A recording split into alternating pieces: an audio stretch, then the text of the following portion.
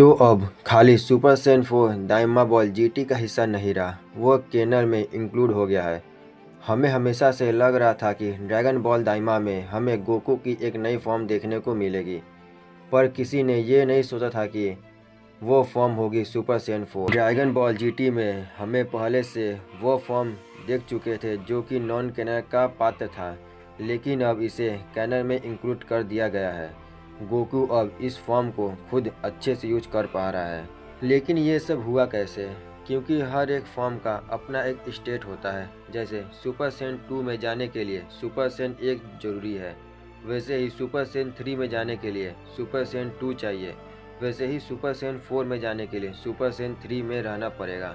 जब उसका power down हो चुका था, उसका स्टेमिना बिल्कुल खत्म हो चुका था, वह खड़ा भी नहीं हो पा रहा था, तब नेवा आगे आते थे।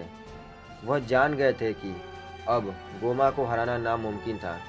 तब उसने वेजिटा को छोड़कर गोकू को चुना, क्योंकि वेजिटा इतना कमज़ोर हो चुका था कि वह अपना पावर को मेंटेन नहीं कर पा रहा था।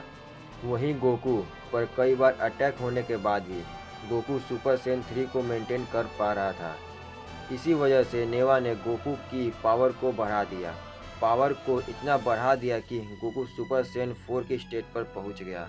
ड्रैगन बॉल की किसी भी फैन को ये उम्मीद नहीं थी कि उन्हें सुपर सैयन 4 इस सीरीज़ के अंदर देखने को मिलेगा, पर हम सब झूठ साबित हुए और अब ड्रैगन बॉल दाइमा के अंदर ये सच साबित हो गया कि ड्रैगन बॉल दाइमा के आने वाले एपिसोड के अंदर क्या होने वाला है। तो अब एपिसोड के अंदर भी हमें सुपर सैयन 4 कितना पावरफुल है कि गोमा की एक किक को अपने एक ही हाथ से पुश कर दिया था।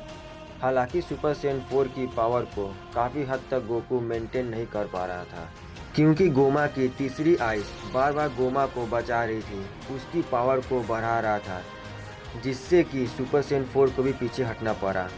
खैर, इन बातों को साइड करें तो मैं एक ड्रैगन बॉल फैन तो मैं गोकू की नई फॉर्म देखकर बहुत खुश हूँ, क्योंकि मुझे बिल्कुल उम्मीद नहीं थी कि हमें सुपर सैयन 4 इस सीरीज़ के अंदर देखने को मिलेगी।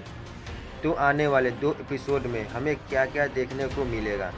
जब गोकू की सुपर सैयन 4 है, तब हमें वेजिटा की भी एक नई फॉर्म देखने को मिलेगी।